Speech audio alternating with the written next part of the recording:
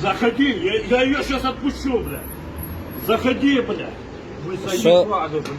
Идите кто-то с ним. Да успокойтесь. Заходи, я Не сказал. надо. Я Вставьте, ее сейчас отпущу, пацаны, сами. вставьте на дачу. Не буду вставать. Я вас прошу, не надо. Пошли со мной.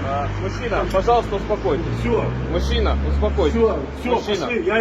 Я живым не уйду отсюда, я сяду на 10 Мужчина. лет. Пошли со мной. Мужчина, Ваша мать.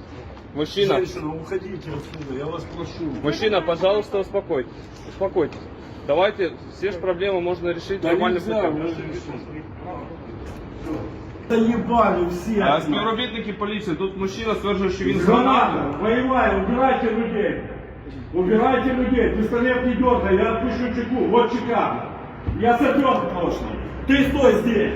Иди сюда, убирайте людей, сволочи.